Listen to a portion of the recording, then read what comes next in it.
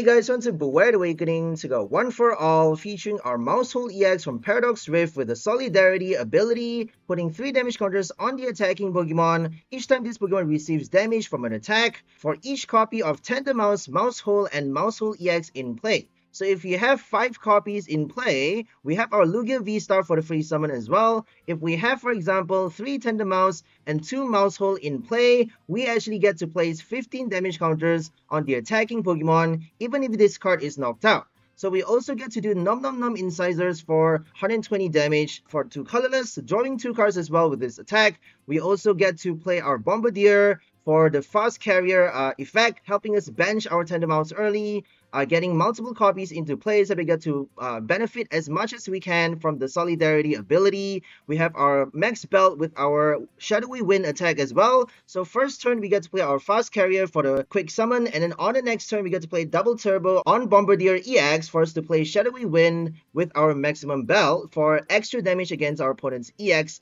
in the active. So if they play Charizard, for example, they can't do a knockout unless if they play Max Belt themselves. If they don't get the Max Belt early, they actually can't do the knockout on the Bombirdier on their next turn, and we actually get to play Shadowy Wind while punishing them on the next turn. We're returning this card into our hand, which means we get to put this into the active spot, forcing our opponent to damage this card, getting punished by its ability. So that means we're effectively doing 200 plus damage with our first hit before drawing cards with our Maushold EX using its 𝑷𝑻𝑪𝒻 Incisors attack with the double turbo already in our hand. If they play Iono, obviously double turbo would now be at the bottom of our deck, but we do have Energy Lotto to dig for further copies. We are playing 4 copies of this special energy, so it should show up pretty easily. We have no problem with that. Now let's go to our baby Maushold, which we are playing 2 different types of. We have the one with Family Attack and the one with Gnaw Relentlessly, both of which we are playing 2 copies, which fits into a total of 4 copies of the baby Maushold. So for this attack, in an ideal world, Family Attack works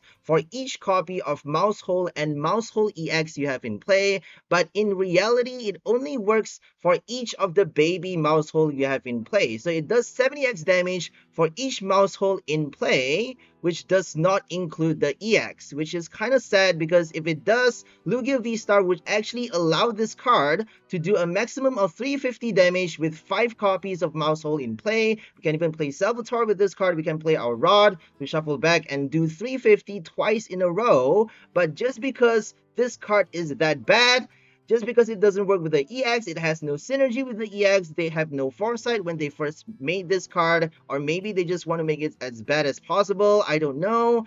Now, the max potential damage for this card is only 280, but we still actually get to hit for an EX knockout or stage 2 EX knockout with this Maximum Belt that we have, a 1-hit KO, my bad. We actually get to do a 1-hit KO with this card if we have all 4 of the baby Maushold in play.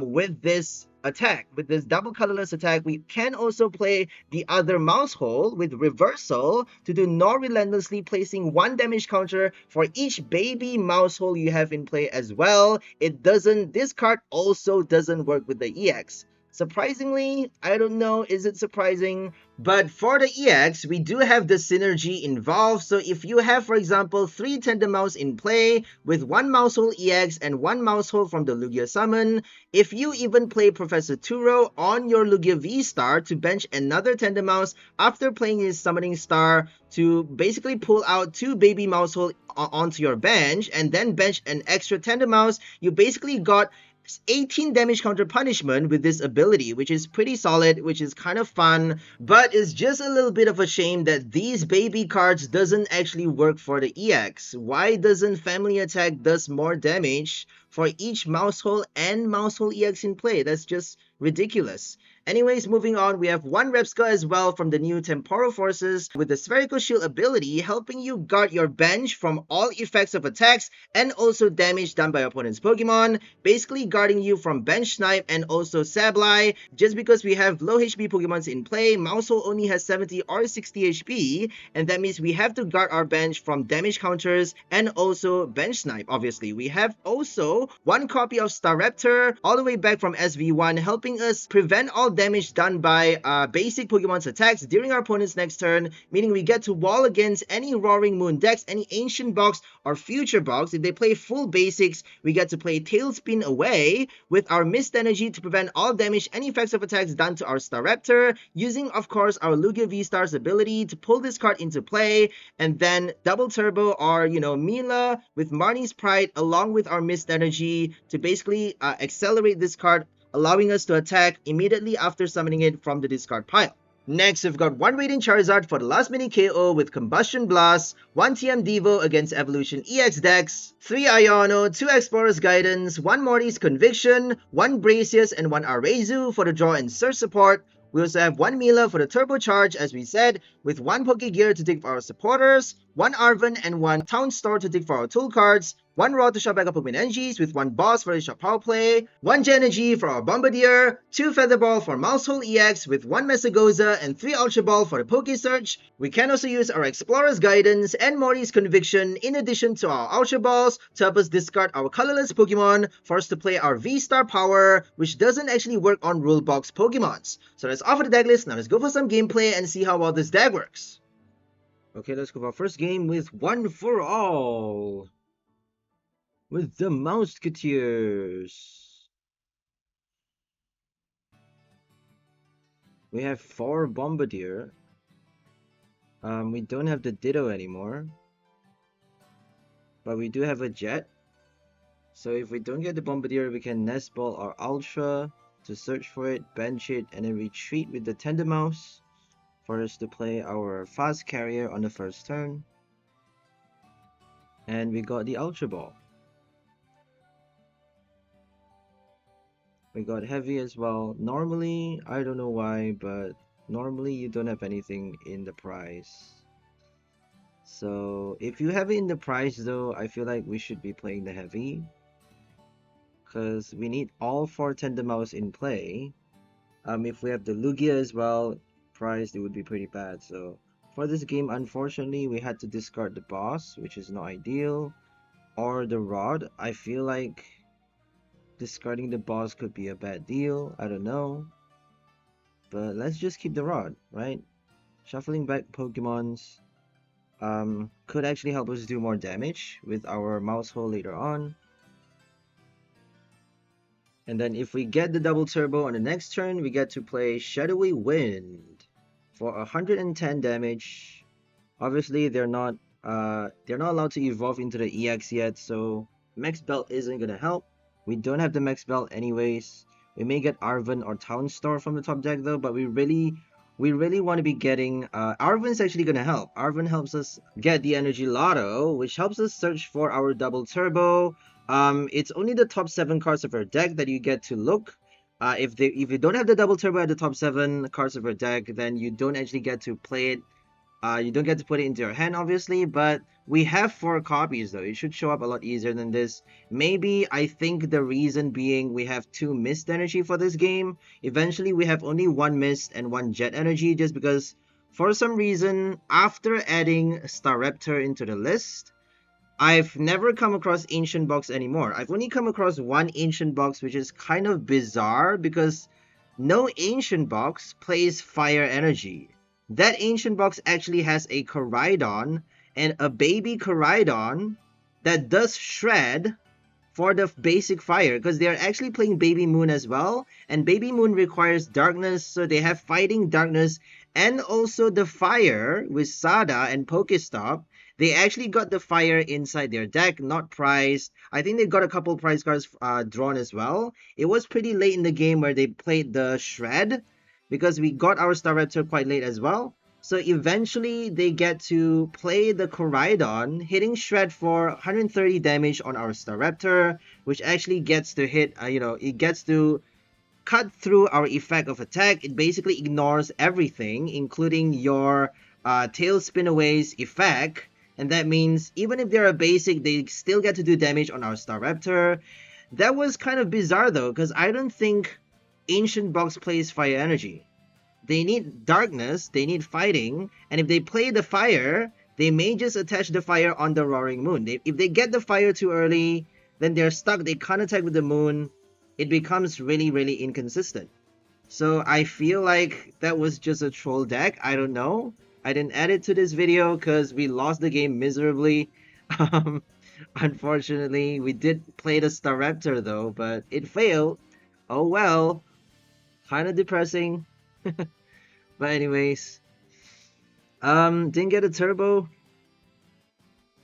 They evolved the Charizard late, stage by stage. So I guess both players are getting stuck. We're doing the sad face emoji. I think we got reversal there. Oh my goodness. So we're hitting 110 and then swapping out into our Maushold.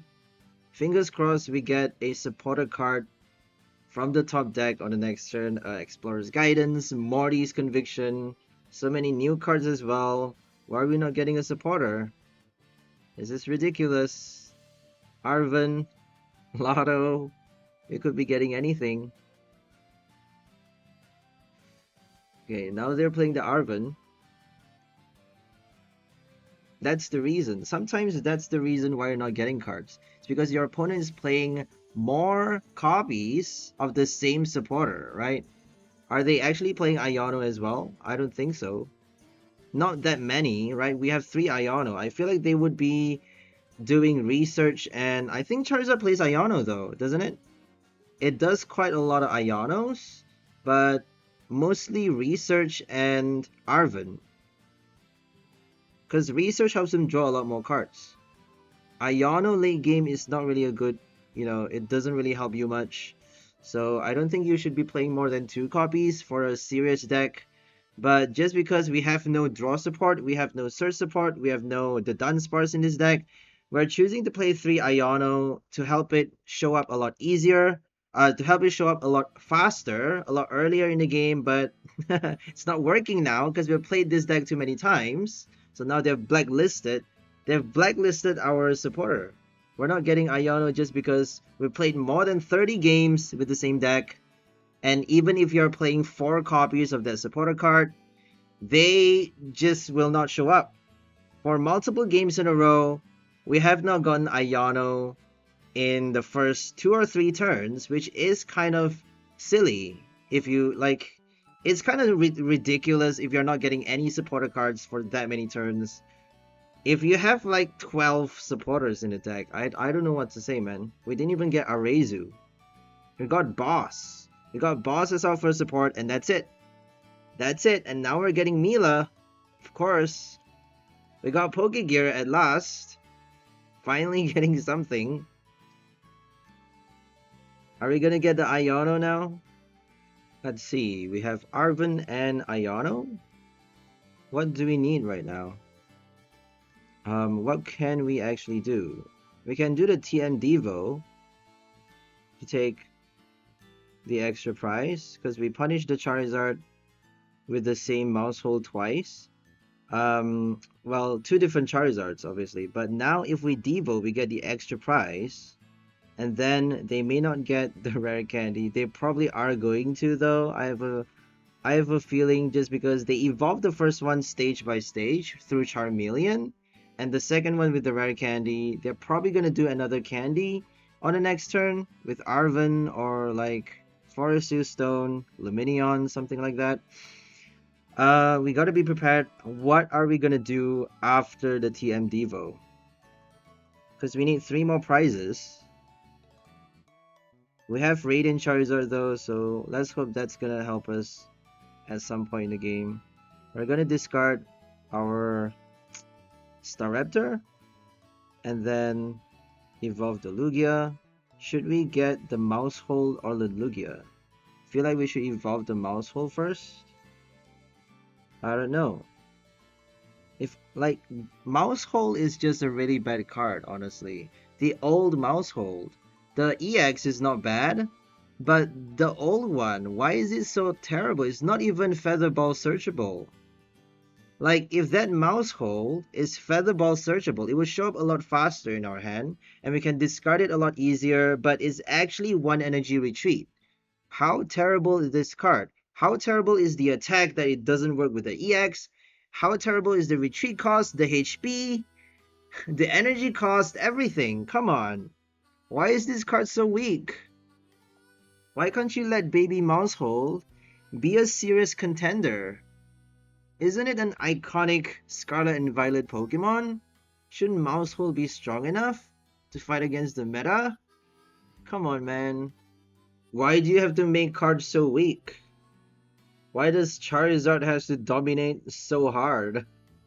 I don't get it. Charizard is Satan, guys. If you don't already know this, Charizard is Satan. Okay? The Red Dragon. We used to have Charizard VMAX, which isn't really that great though. Charizard V-Star is quite powerful. All the baby Charizards is actually kind of ridiculously strong. Pogo Charizard is very powerful, has a really strong ability. Radiant Charizard is ridiculous. But yeah, kinda hate Charizard. But back to the game. They got the rare candy. Surprise, surprise. All they need to do is evolve. How sad. How degenerate this game has become that all you need to do is evolve the Pokemon and then it's an auto win, right? You're slowly doing more and more damage automatically, eventually doing OHKOs like crazy. You got 330 HP. I mean, you even have the Radiant Charizard as well to do crazy damage. You don't have to evolve late game. You can play your Radiant Charizard, run it back, play it again with your Pidgeot EX for the free search. I mean, well, if you have Pidgeot in play though, they would probably do a boss to take it out. So I guess that's the bad thing about Charizard is that they have way too many supports. They got the Rotom, Lumineon sitting on the bench. If they play Bibarel though, it would be a bit harder for you to sneak those prizes, I guess. So if you're not playing a grass deck, don't even hope to win against Charizard. There's no point. Just straight up concede, right? Why even bother? I've honestly lost count of the number of times I've lost to Charizard EX. It's just beyond insanity that this deck is that consistent and no other cards can defeat the beast. It's basically the fucking beast. Charizard 666. What else can it be? Come on. What else can it be? It used to be Mew VMAX though. Mew VMAX used to dominate the format. And then before that it was Rayquaza. Was it Rayquaza? I don't know. Rayquaza 𝑷𝑗𝑚𝑪𝑮𝑳? Was it really that strong though? I forgot. During the VMAX era, what was the strong ones? There used to be like Giratina, I guess. All the dragon Pokemons, right? All the dragons. Gujo V-Star, Giratina, and Regidrago V-Star. Regidrago obviously is a dragon box, so I feel like Regidrago speaks for all of the dragon types. But yeah, anyways, now we're gonna attack with our Radiant Charizard. Let's just focus on the game now. We're hitting 250 damage without the max belt.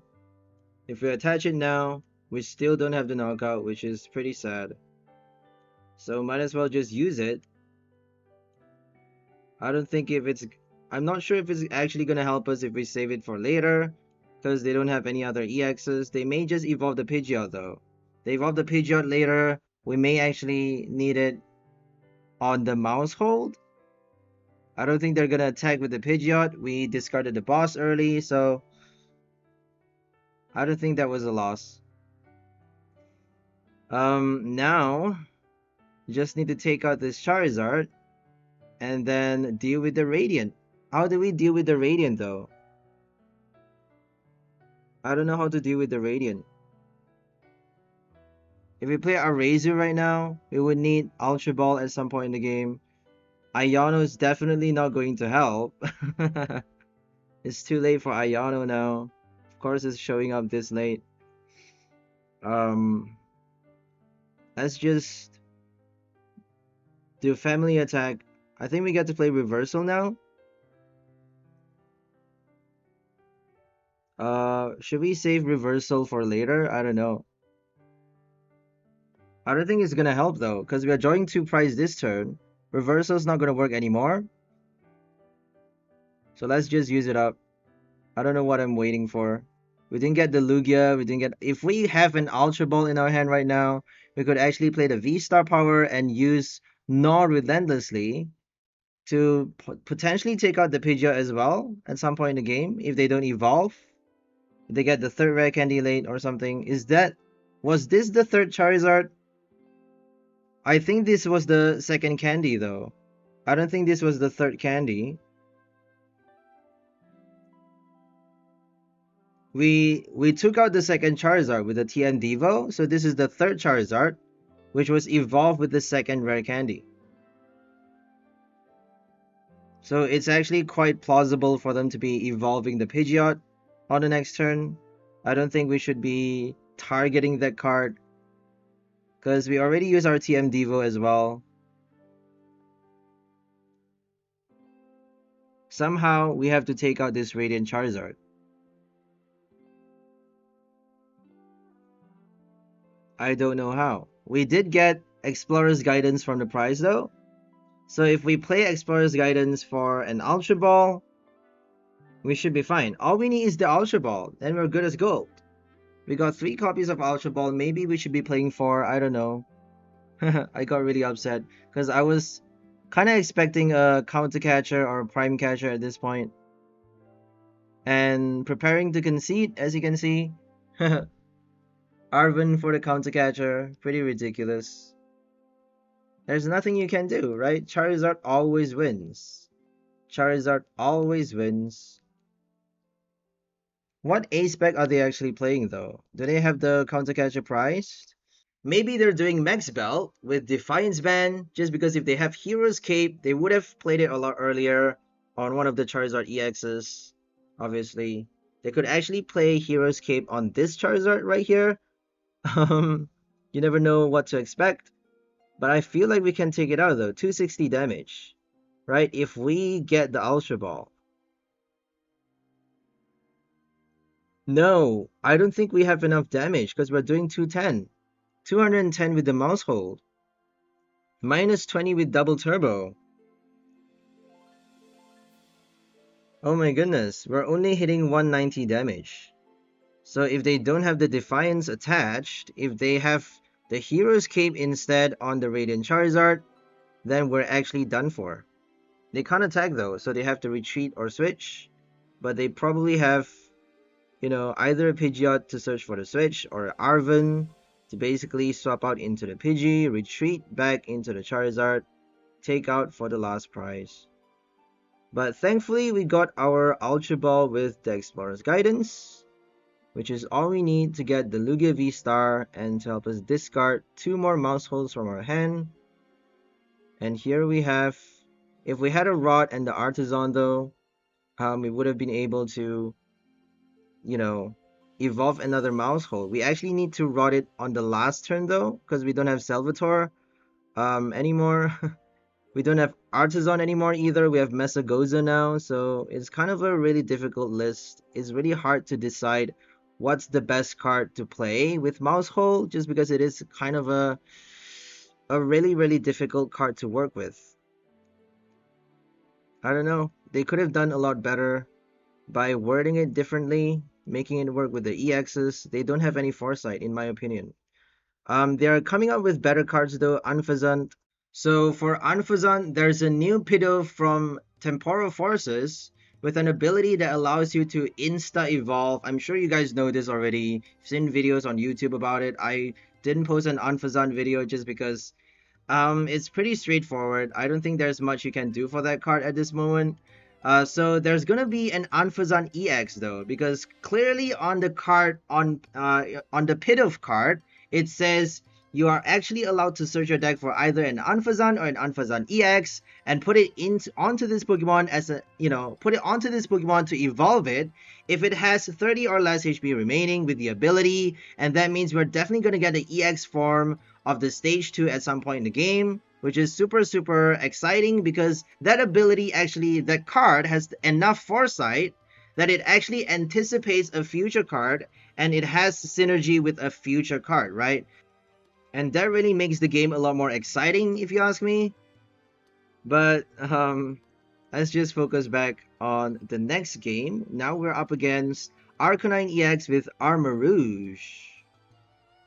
Do they have the EX for Armarouge as well? Maybe one copy, you never know. They have the Baby Rouge, if you guys are wondering. I'm giving spoilers, but they have Magma Basin with Experience Share and Baby Rouge.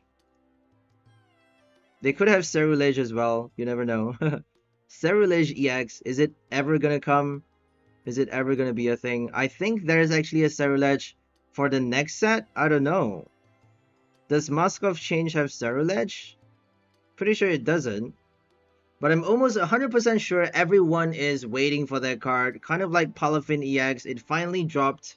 Palafin finally got an EX. Just like Maushold. We're all just waiting for Cerulege to get a better card, at least. Because even the baby Cerulege is kind of a wet blanket. And there's only one form though. We only have ever one variant of the Cerulege. Whereas Armarouge got so many cards. We have so many different Armarouge. And we have the EX as well for Armarouge. Where is Cerulege? Where's the ghost variant? We need the ghost one. Not the fire one. Come on. Anyways, we're gonna do another fast carrier right now. Because we didn't get a turbo again. I'm pretty sure the problem is the mist energy because we have 2 copies for this game as well. Eventually, I decided 1 mist is good enough. Because mist energy is a very, very new card. It's the newest special energy in format right now. And that's the reason why it's showing up so early. If you play just 1 copy though, it should show up in the middle of the game. Like on your 5th or 6th turn. Maybe on your 7th turn at the least. At the, you know... At the worst case scenario, you get it on your 7th turn, and then you get to attach it onto your Staraptor if you're up against an Ancient or Future box. At that point in the game, you would actually get to wall with Staraptor, which is still fine just because at that point in the game, they would probably get like maybe 3 or 4 prizes, and then after that, they can't do any damage on your Staraptor, they can't use effects of attacks, they can't get extra prizes after that, right? We have the wall. Basically walling to infinity until we win the game with that 1 Staraptor. They can still do a boss on your bench Pokemon though, so make sure to count your prizes. You have your Lugia VSTAR still in play. If they have 3 prizes remaining, for example, do not bench any more Pokemons. Do not bench any more Tandemauses or Maushold, just because if you have only the Lugia VSTAR in play and the Staraptor, then they can't actually get their last prize. Because you basically have the 1 Staraptor in play and no other bench Pokemon. So they're stuck having to take out your 1 Staraptor. And since they can't do any damage, or if they can't place damage counters on it as well with effects of attacks, they're basically stuck. You basically win the game. Doing 60 damage at a time with Tailspin away is almost like Alolan Vulpix, except, well, it's the new Ice Cube, right? It's the new... Baby Ice Cube from Evolving Skies. That card got rotated. And now we're left with Noivern EX or Staraptor for the basic lock. Which means preventing all damage done by basic Pokemons during your opponent's next turn. And here comes the Arcanine EX. We got Maushold in the active. Giving them the recoil. Unless if they play a boss or Iron Bundle to force us to switch into the Tandemaus, giving them the extra 1 prize. If they take out the Maushold though, they got 2 prizes, so they really want to be using their Bright Flame on the EX. Feels like we should be playing more Aromas for this list just because we're not getting the baby Maushold as easily as I would hope. Arezu is not showing up. Even if we have the Arezu, we don't have Ultra Ball to discard it from our hand. I think we need at least 1 Aroma. We may actually swap out a Feather Ball for an Aroma. I don't really like it though, just because For some reason, if we play only one Feather Ball, the EX doesn't show up as early as we need it. We actually need it right after playing Fast Carrier. If we don't do Shadowy Wind into the Maushold EX, then there's no point attacking with the Bombirdier. There's no point playing Bombirdier at all for this entire game, for this entire deck, right? That's the whole point of using Bombirdier, not just for Fast Carrier, but also to, hit and run into the Maushold EX for us to punish our opponent's Pokemon on the next turn. Solidarity. Super cool ability. Kind of the same as the old Chestnut from Silver Tempest, but a little bit better because, you actually get to place up to 18 damage counters. If you have like special ways of getting the stage 1 into play, we have a lot. We have a lot of ways to, I don't want to talk about them, but we have a lot. No more Zoroark though, so you guys know I'm not talking about that card. It got rotated out.